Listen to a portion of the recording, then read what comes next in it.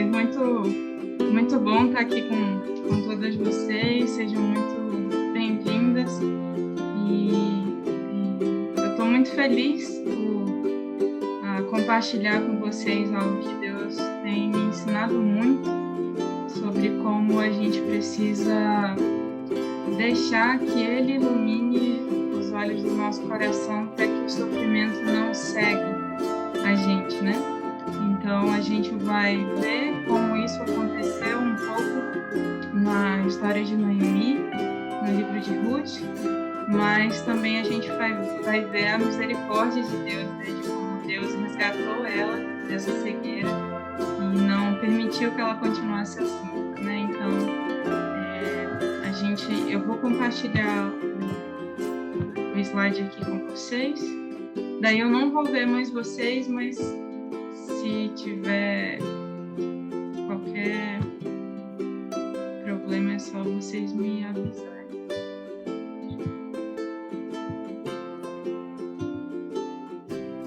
Todo mundo está conseguindo ver? Dá para ver? Dá para me ouvir? Beleza. Então, vamos lá. Bom, hoje a gente vai estudar então sobre esse tema, né? A cegueira do sofrimento. E a gente vai ver isso pela perspectiva de Noemi no livro de Ruth, né? Então, a gente vai fazer um panorama pelo livro inteiro, são 4 capítulos, né? E só que de um jeito bem resumido, né? Então, se você quiser, ao final desse estudo ou durante essa próxima semana, ler o livro de Ruth inteiro, com certeza você ainda vai ver mais coisas, né? E porque realmente tem muito conteúdo nesse livro, mas hoje especificamente a gente vai focar nessa questão do sofrimento e da providência divina, né? Mas vamos lá. Para começar, eu queria trazer essa ilustração para vocês que eu acho muito interessante, eu acho que muitas já devem ter ouvido falar, é uma ilustração bem conhecida, de uma certa vila, há muito tempo atrás, e chegou um comerciante em cima de um elefante, e nunca ninguém naquela vila tinha visto um elefante, né? E nessa vila também existiam 7 sábios que eram cegos, né? Então, eles eram muito sábios, eles aconselhavam as pessoas, mas eles eram cegos. E eles ouviram todo mundo correndo, gritando, os rumores para ver como que era esse elefante, então eles foram lá e cada um tocou numa parte do elefante, né? O que tocou na barriga dele disse, nossa, o elefante é um muro, na verdade. E o que estava tocando na tromba falou, não, o elefante é parecido com uma cobra, né? E o que tocou nas orelhas do elefante falou, não, gente, o elefante é um leque, parece um leque, assim, de se abanar. O que tocou no joelho falou, não, olha aqui, é um tronco, é igualzinho um tronco de uma árvore, né? E o último que tocou no rabo disse, não, tá aqui, é igualzinho uma corda, olha aqui. Então, cada um viu de um jeito diferente, o que tocou nas presas do elefante achava que era uma lança, né? Então, o que a gente percebe que todos eles estavam certos, mas ao mesmo tempo todos estavam errados, porque cada um só estava vendo uma parte da verdade, né? Então, o que a gente aprende com essa história é que você não pode tocar uma parte de um todo e achar que você conhece toda a verdade. E, infelizmente, é o que o sofrimento faz com a gente, né?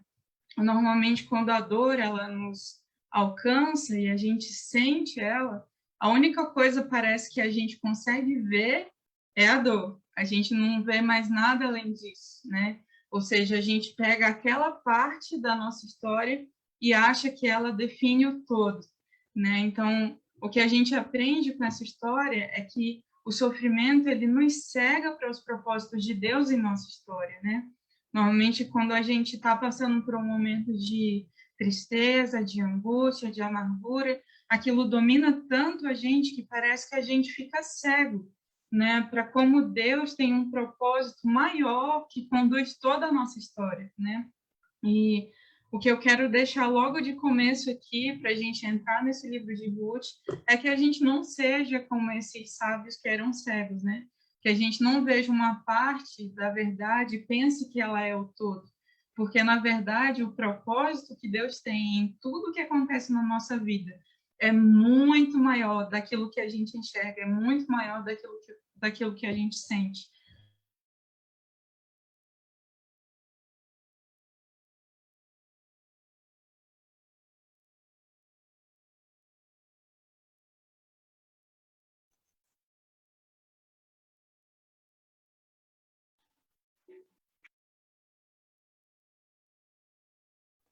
Eu acho que, sem querer, eu tinha me mutado. Isso, exatamente. Peço perdão. Faz tempo que isso aconteceu ou faz pouco tempo? Foi Não, rápido. Deu para vocês pegarem toda a história, a historinha e aqui. sim, deu. Sim, ok, então tá. Então a gente vai entrar agora no livro de Ruth com essa perspectiva, né? De que a gente não pode sentir ou ver apenas uma parte e achar que ela é o todo, porque o propósito de Deus é muito maior daquilo que a gente vê ou daquilo que a gente sente. E para a gente entrar no livro de Ruth, a gente vai só ver rapidinho aqui um pouco do contexto, né? Então, o livro de Ruth, ele aconteceu num período da época dos juízes. Era um período onde o povo de Israel estava num caos moral, num caos social, num caos espiritual, né? Até o último versículo do livro de Juízes, ele explica um pouco isso, né? Ele diz: naquela época não havia rei em Israel, cada um fazia o que lhe parecia certo, né? Então o povo pecava, Deus castigava, o povo clamava, Deus levantava um juiz. E aí o povo pecava, Deus castigava, o povo clamava, Deus levantava um juiz, né? Só que era um ciclo cada vez mais para baixo, né? Então era realmente um período de muito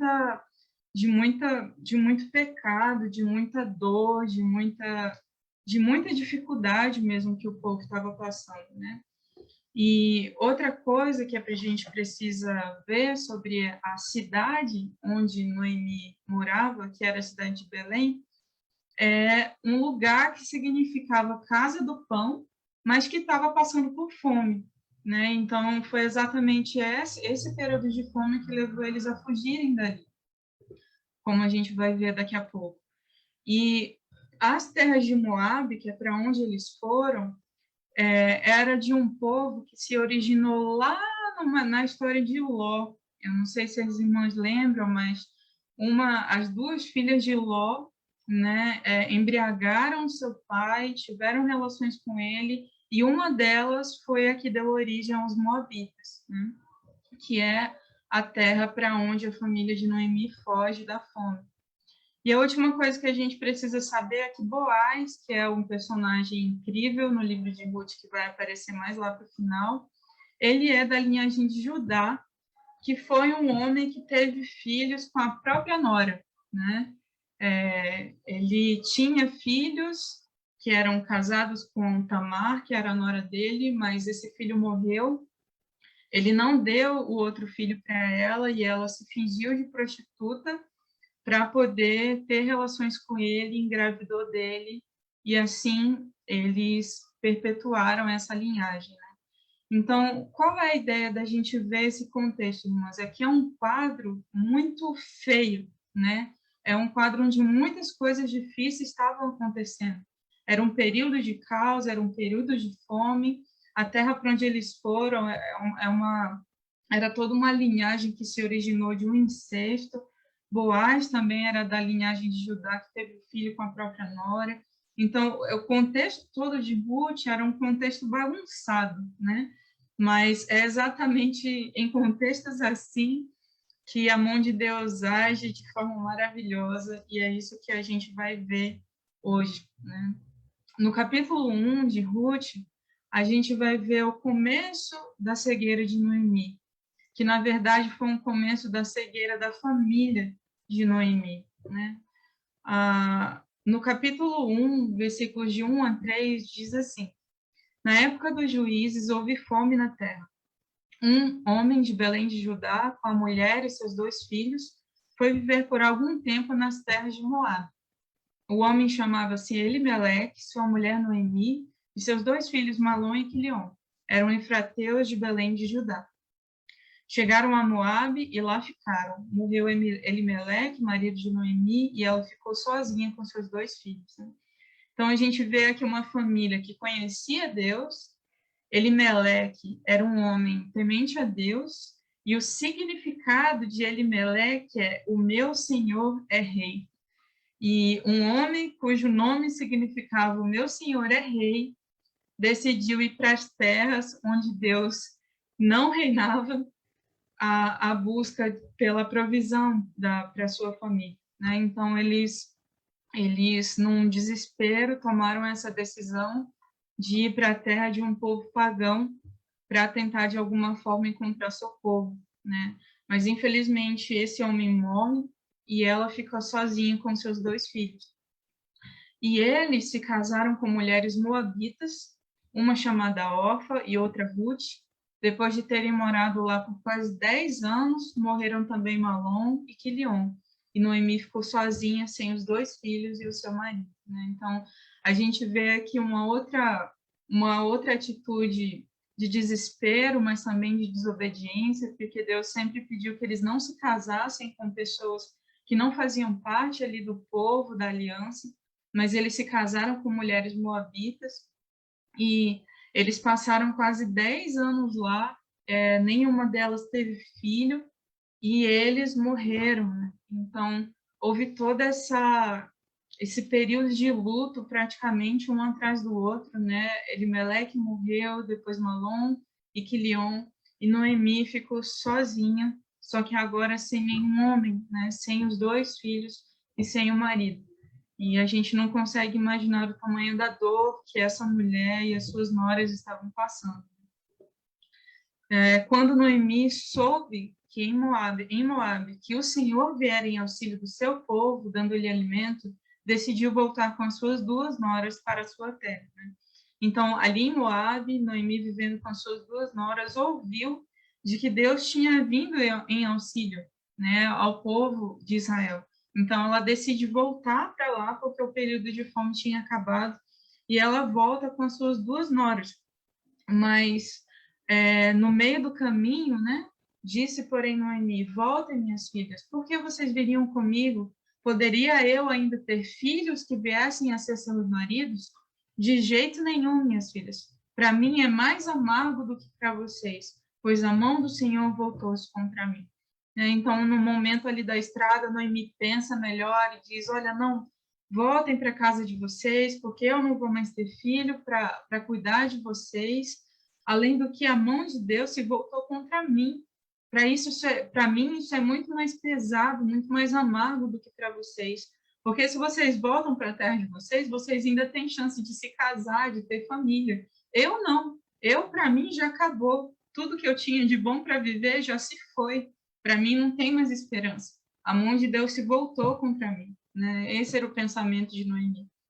Então, nesse momento, Orfa se despede de Ruth, volta para sua casa, mas Orfa se despede de Noemi, volta para sua casa, mas Ruth decide ficar junto com Noemi, né? E a gente vê aqui nesse texto que Ruth, porém, respondeu: não insista comigo que te deixe, não mais a acompanhe. Aonde fores eu irei, onde ficares ficarei. O teu povo será o meu povo e o teu Deus será o meu Deus, né? Aqui Noemi, ela faz um compromisso mesmo de lealdade com Noemi, por mais que Noemi não tivesse mais condição nenhuma de cuidar de Ruth, Ruth queria cuidar de Noemi, né? Então ela disse: olha, onde você for eu vou, o teu povo vai ser o meu povo e o teu Deus vai ser o meu Deus. E aqui a Ruth, ela não faz uma aliança somente com Noemi, mas com o Deus de Noemi, né? E é muito bonito, né, a forma como ela confia no Deus de Noemi a partir de então. E elas prosseguiram então, as 2 até Belém, e ali chegando, todo o povoado ficou alvoroçado por causa delas. Será que é Noemi? Perguntavam as mulheres. E aqui a gente vê um pouco, irmãos, como Noemi devia estar acabada, desfigurada, triste, amargurada, porque as pessoas viram ela e na hora perguntaram, pera, mas é Noemi? Aquela que foi embora daqui? Será que é ela? Né? Ela está vindo sozinha, acompanhada de uma moça, e está provavelmente, né, com o espírito abatido, com uma aparência amargurada, triste, angustiada. E aí ela diz isso para as pessoas, né? Mas ela respondeu, não me chamem Noemi, chamem-me Mara, pois o Todo-Poderoso tornou a minha vida muito amarga. De mãos cheias eu parti, mas de mãos vazias o Senhor me trouxe de volta. Por que me chamam Noemi? O Senhor colocou-se contra mim. O Todo-Poderoso me trouxe desgraça, né? E para vocês que não sabem, irmãs, Noemi significa agradável, doce, suave, né? E Mara significa amarga. Então, o que ela diz, olha, não me chamem mais Noemi, porque doce, agradável, não faz mais parte de quem eu sou. Me chamem Mara, porque eu sou amarga. E eu sou amarga porque o Todo-Poderoso tornou a minha vida muito amarga. Ela sabia que Deus era todo-poderoso, ela sabia que foi Deus que permitiu aquilo acontecer, mas ela achava que Deus, de alguma forma, tinha permitido que isso acontecesse para tornar a vida dela má, para trazer realmente desgraça sobre a vida dela. E aqui a gente vê realmente o quão cega ela estava, porque ela diz, de mãos cheias eu parti, e de mãos vazias o Senhor me trouxe de volta. Né? Ruth estava ali do lado dela. Ruth, a gente vai ver mais na frente, é a pessoa pela qual Deus age com providência na vida de Noemi. Mas ela estava tão amargurada, tão cega pelo sofrimento, que ela não conseguia ver, que ela não voltou de mãos vazias. Ruth estava ali do lado dela, para ajudar ela, e ser aquela pela qual Deus ia providenciar tudo que ela precisava. Mas ela não viu, porque o sofrimento cegou ela, né? E ela diz isso, né? Que Deus se colocou contra mim. O Todo-Poderoso me trouxe desgraça. Né? Noemi sabia que Deus era soberano, mas ela esqueceu que Deus a amava. E é por isso que a gente precisa saber que a convicção de uma soberania apartada do amor nos traz amargura. E a amargura contra Deus nos cega para a sua providência. A gente precisa crer, sim, na soberania de Deus, que Deus tem o controle de todas as coisas, que tudo de bom e de ruim que acontece na nossa vida é por causa da permissão de Deus em nossa história, mas a gente precisa lembrar que as mãos que permitem a dor também são as mãos que nos curam. Deus é um Deus soberano que permite o bem e o mal, mas ele também é um Deus de amor. E toda vez que a gente olha para ele só como um Deus que está lá sentado, dizendo que vai acontecer isso, vai acontecer aquilo na nossa vida, sem ele nos amar, Deus vira um tirano, Deus vira um louco. Mas não é esse o nosso Deus. Deus permite tudo, mas Deus nos ama. E o propósito pelo qual ele permite todas as coisas é o seu amor, né? Então, se a gente permite que a gente enxergue essa soberania de Deus apartada do amor dele, a gente vai ser uma mulher amargurada, como Noemi estava. A gente vai achar que Deus está contra nós, que tudo que Deus faz na nossa vida é colocar desgraça sobre a nossa vida.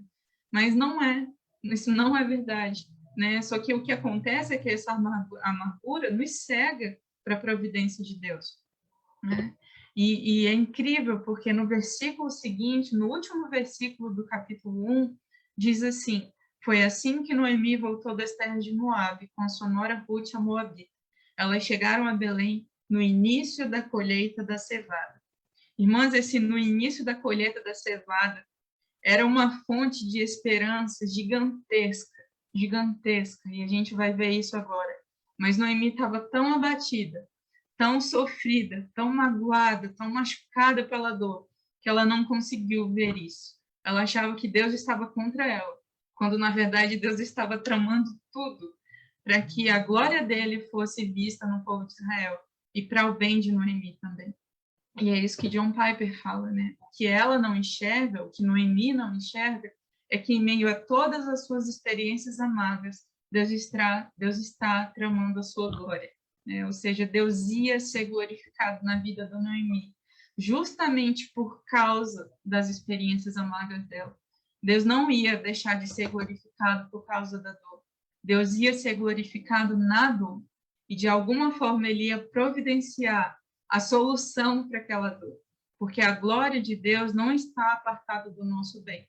Ele nos ama e por isso ele une a glória dele com o nosso bem.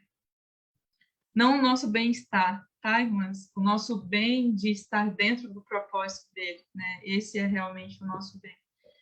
Então, a gente entra aqui no capítulo 2, quando os olhos da Noemi começam a se abrir, né? Ela começa a enxergar essa providência divina.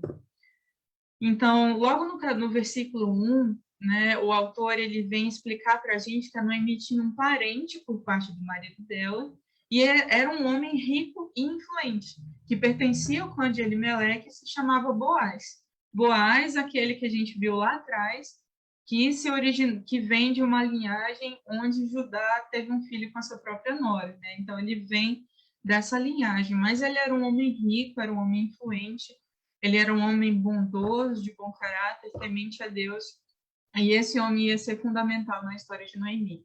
Mas ela ainda não sabe disso, né? O autor coloca aqui só para dar uma explicação para a gente de quem tem que ser Boaz, mas ela ainda não sabe que Boaz realmente vai ser um instrumento de Deus na vida dela, né? E o texto continua dizendo: Ruth, a moabita, disse a Noemi: Vou recolher espigas no campo daquele que me permitir. Vá, minha filha, respondeu-lhe Noemi. Então ela foi e começou a recolher espigas atrás dos ceifeiros. Por acaso entrou justamente na plantação que pertencia a Boaz, que era do clã de Elimeleque. Lembra quando eu falei que no início da colheita da cevada era a ponta de esperança da Noemi, ela nem sabia ainda? Era justamente por causa dessa parte aqui. Estava começando a colheita da cevada. Todas as fazendas, todas as plantações estavam cheias. Então, quando Ruth sai para cuidar de Noemi, colher para ela, coisa que Noemi não dava mais conta de fazer, ela sai, Noemi nem se lembra de Boaz. Noemi nem lembra que tinha um parente que poderia salvar elas duas. Ela só disse, vai, minha filha, né? É como quem diz, né? Vai que você encontra alguém que vai te ajudar, né? Vai lá. Mas Deus já estava traçando um caminho de providência na história de Noemi, e ela nem imaginava, né? Quando o autor diz aqui que, por acaso, ela entrou justamente na plantação que pertencia a Boaz, esse por acaso entrou justamente, na verdade, é só um jeito engraçado, né, de se dizer que, na verdade, não existem coincidências. Deus já estava providenciando todas as coisas, né? Então, ela entra ali na plantação de Boaz, Boaz recebe ela, acolhe ela, diz que ela pode colher até mais do que a lei dizia que podia colher, então ele foi muito bondoso com ela. E então ele diz isso para ela, né? Boaz respondeu para Ruth: Contaram-me tudo o que você tem feito por sua sogra depois que você perdeu o marido. Como você deixou seu pai, sua mãe, sua terra natal para viver com um povo que pouco conhecia. O Senhor lhe retribua o que você tem feito. Que você seja ricamente recompensada pelo Senhor, o Deus de Israel, sob cujas asas você veio buscar refúgio. Isso aqui é lindo, né? Porque Boaz, ele reconhece toda a virtude de Ruth, mas ele também reconhece a aliança que Ruth tinha feito, não só com Noemi, mas com o Deus de Noemi, né? A Ruth realmente buscou refúgio em Deus, e foi exatamente isso que Deus ofereceu para ela. E essa aqui é uma lição, irmãs, gigantesca que a gente aprende nesse texto, né, nesse discurso de Boaz. Quando a gente procura refúgio sob as asas de Deus, ele nos dá. Por mais que as asas, às vezes, nos firam um pouco por causa dos sofrimentos que a gente passa, ele providencia um refúgio especial. E aqui ele estava providenciando refúgio através de Boaz. E Ruth nem imaginava, né? Então, ela volta para casa com toda aquela colheita, muito mais além do que ela pensou conseguir. E Noemi pergunta, né? Onde você colheu hoje? Onde você trabalhou? Bendito seja aquele que se importou com você. E então Ruth contou à sogra com quem tinha trabalhado. O nome do Boaz, o nome do homem com quem trabalhei hoje é Boaz. E aí parece que uma lâmpada brilha na mente de Ruth, né? E Noemi exclamou: Seja ele abençoado pelo Senhor, que não deixa de ser leal e bondoso com os vivos e com os mortos. e acrescentou: aquele homem é nosso parente, é um dos nossos resgatadores, né? Eu imagino que na cabeça dela, como que eu não pensei nisso antes? Boaz é nosso parente, ele tem uma plantação, como que eu não pensei nisso antes? Mas Deus já tinha planejado tudo, né? Então, por mais que a gente não se lembre de coisas, por mais que a gente não consiga se planejar, Deus já tem tudo planejado em suas mãos. A nossa história, por mais que fuja do nosso controle, ela está no controle de Deus. Deus nunca perdeu o controle da nossa história. Ele guia cada coisa que acontece para que a glória dele seja vista em nossa vida, através das experiências amargas que a gente faz, que a gente passa. E no final das contas, ele sempre providencia o nosso socorro, o nosso refúgio. E Noemi começou a enxergar isso aqui. Ela disse que Deus abençoe Boaz, porque Deus e Boaz não deixam de ser leal e bondoso com os vivos e com os mortos, porque aquele homem é um dos nossos resgatadores, né? Naquela época, quando o meu marido falecia, por exemplo, o irmão dele precisava cuidar de mim, se ele fosse solteiro, né? Ele deveria se casar comigo para perpetuar a linhagem do meu marido que faleceu. Só que como tinha perdido todo mundo, não tinha mais o marido, não tinha mais os dois filhos, tinha que ser algum parente, né? Então, na hora ela pensou, Boaz vai ser o nosso resgatador, né? Quando, na verdade, a gente sabe que aqui Deus é que era o grande resgatador, né? E aí a gente entra aqui no capítulo 3, onde a mente de Noemi começa a agir, né? A gente vê que ela começou naquele processo da cegueira, da amargura, da angústia, mas aos poucos Deus foi abrindo os olhos do coração dela para enxergar a providência dele, e aqui a gente vê a mente dela despertando para a necessidade de ela agir naquilo que cabia a ela fazer, né? Então, o que que ela faz? Certo dia, Noemi, sua sogra, lhe disse: minha filha, tenho que procurar um lar seguro para a sua felicidade. Boaz, aquele cujas servas você esteve, é nosso parente próximo. Esta noite ele estará limpando cevada na eira. Lave-se, perfuma-se, vista sua melhor roupa e desça para a eira. Mas não deixe que ele perceba até que tenha comido e bebido. Quando ele for dormir, note bem o lugar em que ele se deitar. Então vá, descubra os pés dele e deite-se. Ele lhe dirá o que fazer, né? Tem um livro interessante sobre a história de Ruth, que é do John Piper, que ele diz que aqui Noemi ela faz um tipo de justiça estratégica, né? Ela planeja uma estratégia para que juridicamente ela consiga alguém que vá resgatar Ruth e perpetuar a linhagem da família que ela perdeu, né? Aqui, irmãs, a gente tem várias pessoas que interpretam de jeitos diferentes. Tem algumas pessoas que acham que, por causa da linhagem de Ruth, que era uma moabita, que começou naquela história do incesto, da filha de Ló, que engravidou do próprio pai, ali bêbada. Tem algumas pessoas que acham que Noemi quis colocar Ruth na mesma situação. Quis que Ruth, tipo assim, se oferecesse para Boaz, para dormir com ele, engravidar dele, e ele ser obrigado a casar com ela, né? Já tem outras pessoas que falam que, na verdade, não. Esse ato dela se lavar, se perfumar, se vestir da sua melhor roupa, tinha a ver com um período de luto que tinha acabado, né? Então, ou seja, ela estava tirando as vestes de luto e se mostrando para Boaz como alguém disponível para o casamento, né?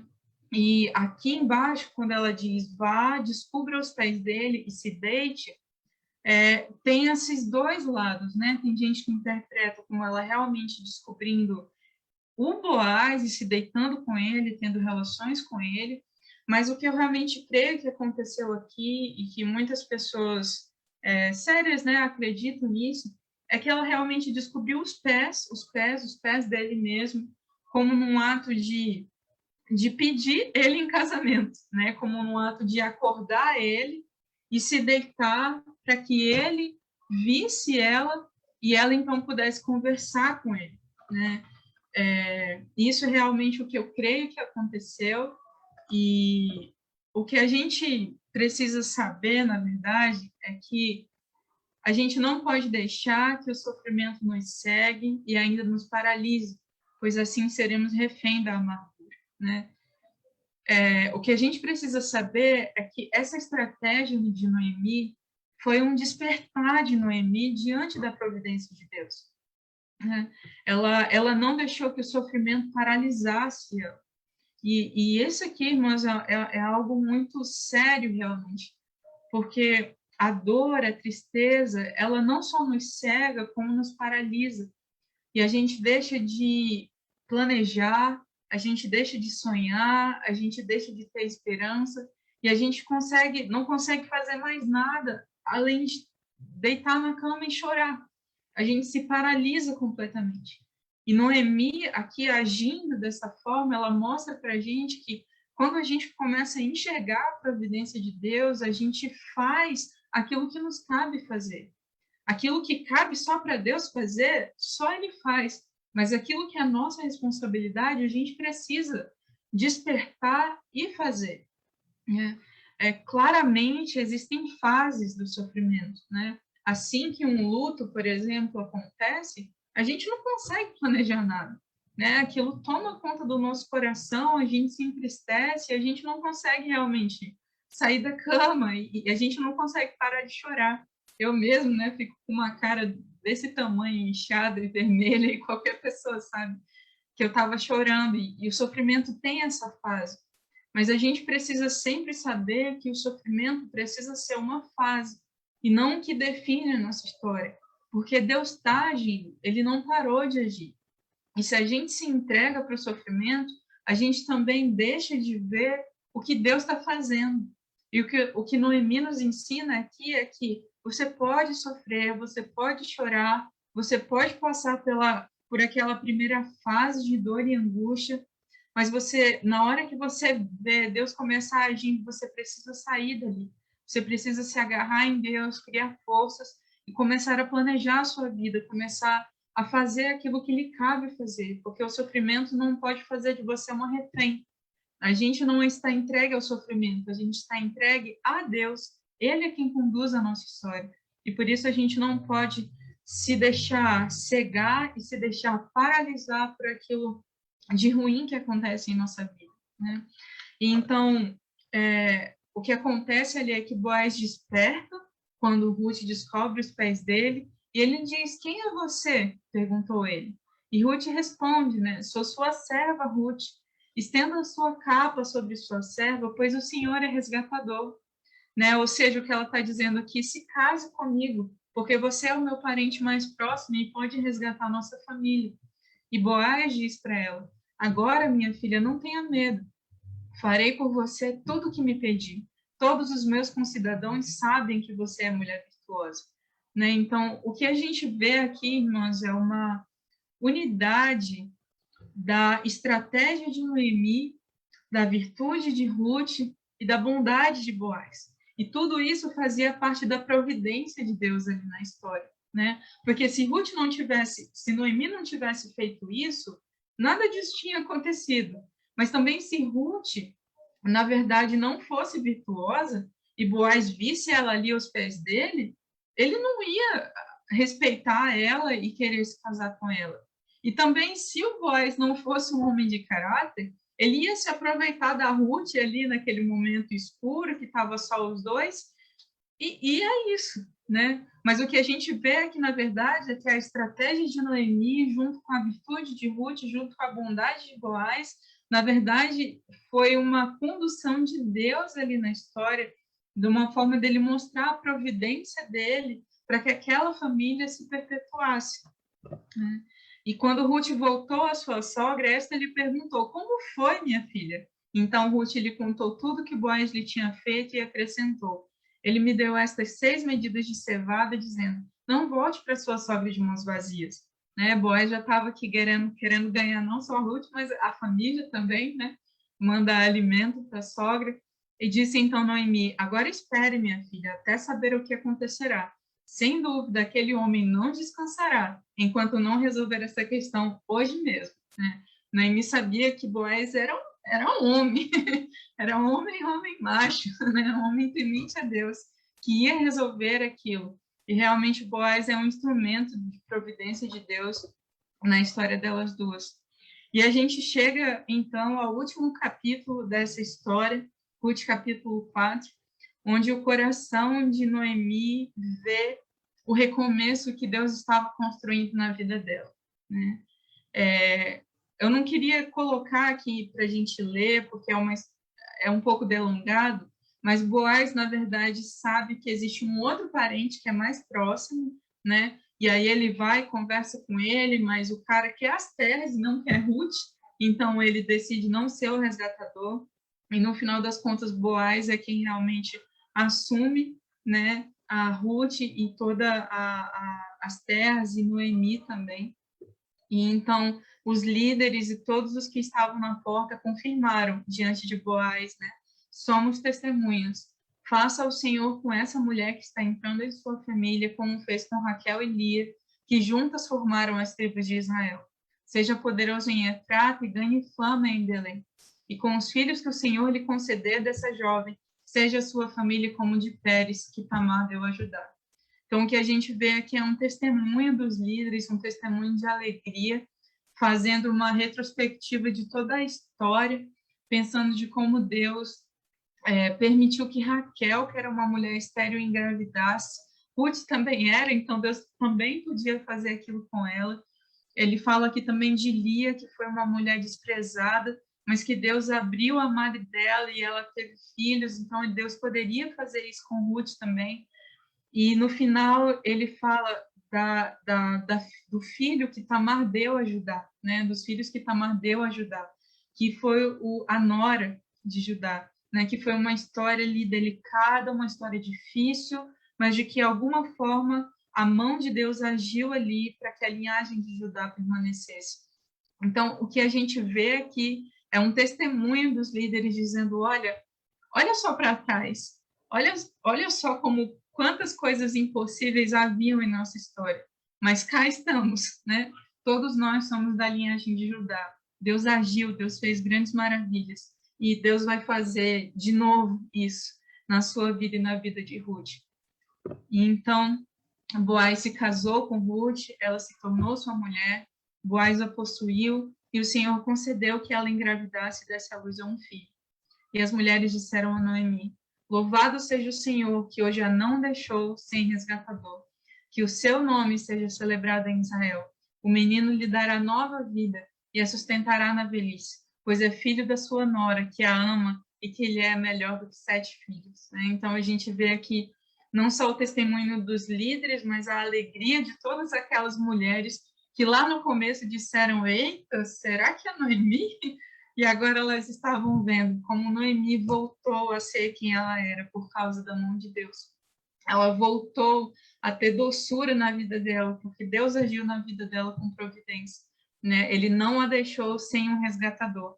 Ele permitiu que Ruth tivesse um filho, mesmo ela tendo sido estéril por 10 anos. Ele dá para ela esse presente, que é a Ruth em si, que até as mulheres falam aqui que é melhor do que 7 filhos. Então, Deus age realmente com graça, com providência, com maravilhas na vida dessa família. E o mais bonito dessa história toda, irmãs, na verdade, não acaba aqui. A beleza, a grande beleza desse livro é o último versículo, que diz, as mulheres da vizinhança celebraram o seu nome, e disseram, Noemi tem um filho, e lhe deram o nome de Obed. Este foi o pai de Jessé, pai de Davi. Quando a gente olha para o início dos evangelhos e sabe que Jesus vem da linhagem de Davi, a gente vê aqui, na verdade, que a história de Noemi não era só sobre ela mesma. A história de Noemi era sobre a história de Jesus.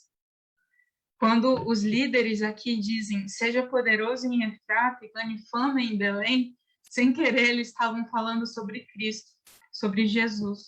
E é isso que o John Piper fala nesse livro, né? Ele diz, há uma esperança para nós. Além do bebê bonitinho e da avó feliz, a história aponta para Davi, e Davi aponta adiante para Jesus, e Jesus aponta adiante para a ressurreição do nosso corpo mortal, quando não haverá mais morte nem pranto, nem lamento nem dor, porque as primeiras coisas já passaram. Mas então a grande beleza dessa história não é só como Deus providenciou para Noemi a vida de Ruth, providenciou para elas ali um filho, juntamente com Boaz. Não é só sobre isso. A história de Ruth é sobre a providência de Deus em Cristo na cruz. Essa é a grande beleza da história. E não só da história de Noemi, como da nossa história. O que realmente dá sentido ao nosso sofrimento não é o fim do sofrimento aqui nessa terra. O que dá sentido para o nosso sofrimento é o sofrimento de Cristo, porque ele nos livrou do maior sofrimento que a gente poderia ter, que é uma vida na eternidade longe de Deus no inferno. Por causa de Cristo, a gente pode experimentar a certeza de uma eternidade com ele nos céus. E por causa do sofrimento de Cristo, o nosso sofrimento tem sentido. O propósito das nossas dores se resume na dor de Cristo, porque por causa da dor de Cristo, um dia a gente vai ser liberto de todas as dores que nós enfrentamos. E essa é a maior graça de todas. Essa é a grande beleza da história de Noemi, da história de Ruth, da nossa história. E aqui eu queria trazer uma imagem que fez parte da minha história. Como vocês sabem, eu perdi o meu pai em abril, e a gente teve que resolver muitas coisas do hospital e tudo mais, e juntamente com o luto. E quando a gente finalmente pegou o avião de volta para casa, tava essa paisagem tão linda, tava um pôr do sol divinamente pintado, tava uma imagem linda. Mas a janela do avião estava muito suja. A janela do avião estava imunda. E eu fiquei com o celular tentando tirar uma foto do pôr do sol, só que o pôr do sol não ficava tão limpo por causa da janela, que estava suja, né? E naquela hora que eu tentando tirar a foto, Deus falou muito no meu coração. Ele falou: olha, Sabrina, você está vendo o sofrimento pela morte do seu pai por essa janela, né? A morte do meu pai significa ele na eternidade com Cristo. Isso é belo, isso é lindo. Mas o meu sofrimento estava me impedindo de ver essa beleza. A minha dor, a saudade, a frustração, a angústia, estava como sendo essa janela suja que me impedia de ver o que tinha de belo na morte de um cristão. E Deus trouxe isso ao meu coração para me lembrar isso. A eternidade continua sendo bela, ainda que a morte seja a sua porta. A morte do meu pai não significa que ele não existe mais. Ele continua vivo, eternamente vivo, ao lado de Cristo, conhecendo as pessoas que ele sempre quis conhecer. Eu penso ele conversando com Jó, conversando com Paulo, vendo Jesus, entendendo o propósito de todas as dores que ele passou. E eu não posso deixar que o meu sofrimento molde a morte dele, porque o que molda a morte dele é a cruz de Cristo, e a cruz de Cristo é bela, porque ela nos garante uma eternidade livre de qualquer sofrimento, né? Então, essa foto foi um memorial para mim, de como a gente não pode deixar que a gente enxergue o sofrimento de uma maneira cega, de uma maneira embaçada, de uma maneira suja, porque por trás do sofrimento existe um propósito, e o propósito é que a gente se pareça cada vez mais com Cristo. E o sofrimento maior, Cristo já nos livrou. Então, a gente só precisa aprender a enxergar o sofrimento pela lente certa, né? E conversando com o Felipe, eu pensei, gente, mas você termina o livro de Ruth, é um final tão glorioso, né? É um final tão bonito, tudo dá certo, né? A Ruth se casa com Boaz, eles têm um filho, Noemi ali é restaurada e tudo mais, acaba tudo bem, e a linhagem de Jesus ainda vem deles. Isso é incrível demais.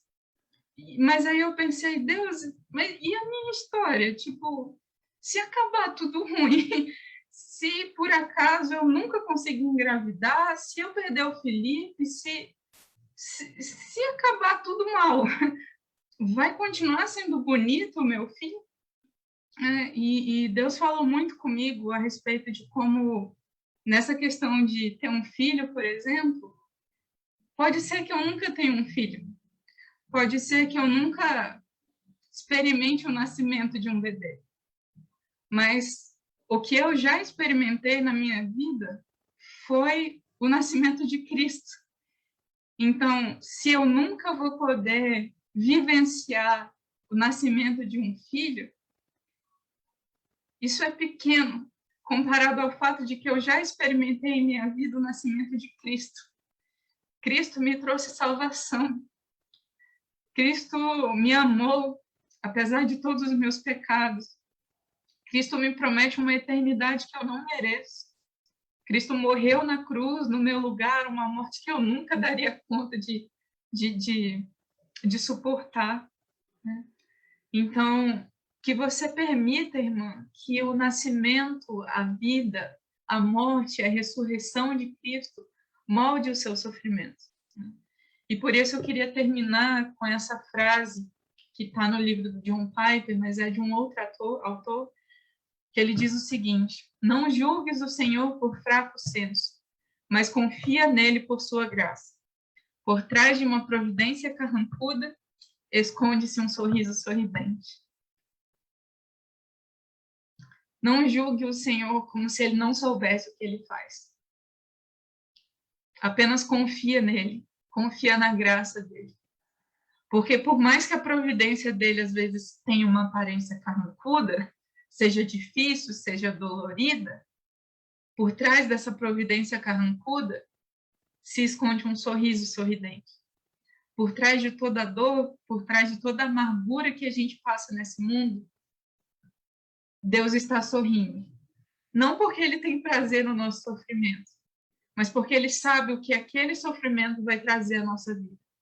O sofrimento nos traz perseverança, o sofrimento nos traz fé, o sofrimento nos aproxima de Deus, o sofrimento nos torna cada vez mais parecidos com Cristo, e o sofrimento nos lembra de que o maior sofrimento que a gente poderia ter, Deus já nos livrou. Então, guarde essa frase no seu coração, porque ela realmente é um condutor para os momentos difíceis que a gente enfrenta na vida. E, para terminar, eu queria trazer algumas aplicações pequenas, né? Quando você estiver sofrendo, fale ao seu coração ao invés de ouvi-lo. O que isso quer dizer? Que quando a gente está sofrendo, o nosso coração ele fica machucado, ele fica angustiado, ele fica decepcionado, frustrado. Se a gente der ouvidos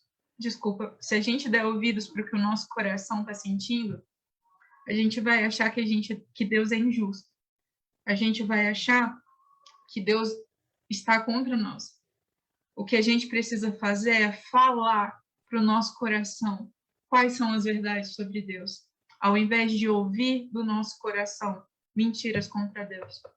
Por isso a gente precisa aprender a orar os salmos.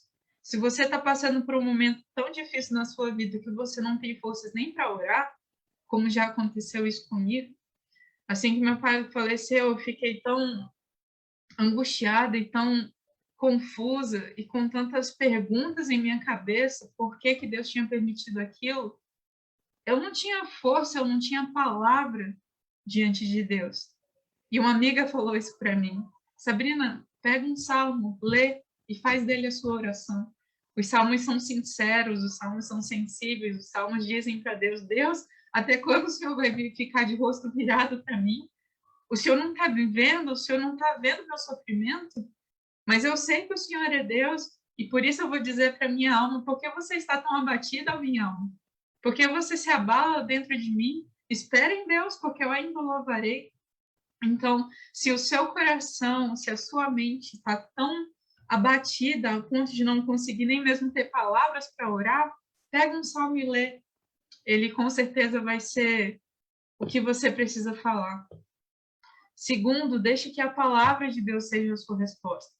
O sofrimento normalmente nos faz questionar coisas que a gente não consegue responder. Mas se a gente deixar que a palavra de Deus seja a nossa resposta, e se a gente buscar contentamento nessa resposta, a gente vai aprender a viver em paz, né? Então, não deixe que revelações de outras pessoas ou conselhos de qualquer pessoa seja o que define a sua história.